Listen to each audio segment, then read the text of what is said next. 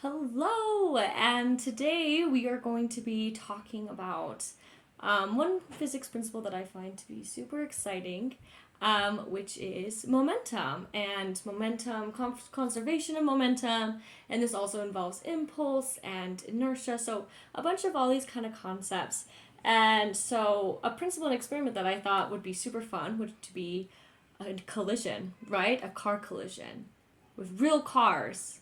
No, I'm kidding. We're just gonna use toy cars, right? I don't want anyone to get hurt, and I don't have the money just to risk big vehicles. So anyway, what we're gonna do is I have a couple materials to kind of help us out here. So I have two cars. So I got this really cute red truck. It's kind of like green monster truck, mini monster truck. It's got big wheels. Cardboard for my ramp. And I also have a couple books to kind of scale this ramp. Half of them are Lincoln books. Kind of makes sense. I love that man.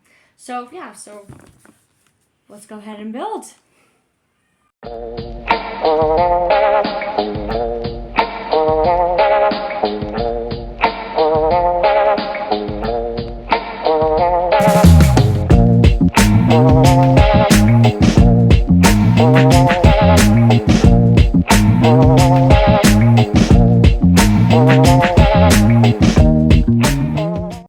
Okay, things are in order.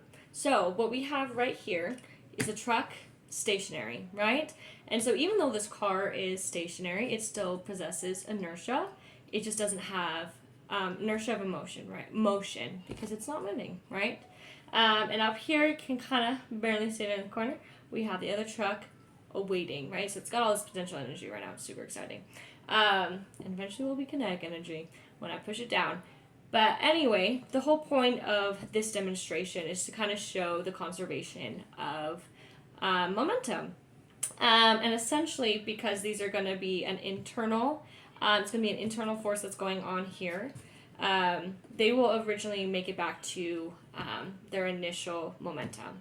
So as we have here, this car is going to come down, it's going to hit this car, and we're going to see kind of what that looks like and what happens when that when that takes place. And then I'm going to kind of explain this whole scenario in inertia and momentum and conservation, all the good things. Okay, what just happened? Some good things.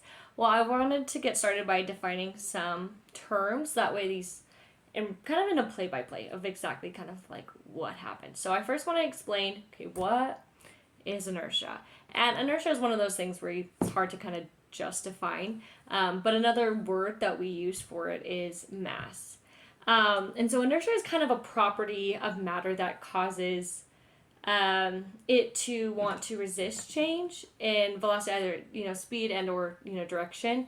And it's kind of what helps facilitate Newton's first law, right? An object at rest will stay at rest unless acted upon by another force, or an object in motion will stay in motion, again, unless acted upon by another force. So this car is going to stay at rest unless acted upon by another force. Screen car. So fun. Super exciting. And then momentum is mass in motion, right? As I said, this car has like inertia, right?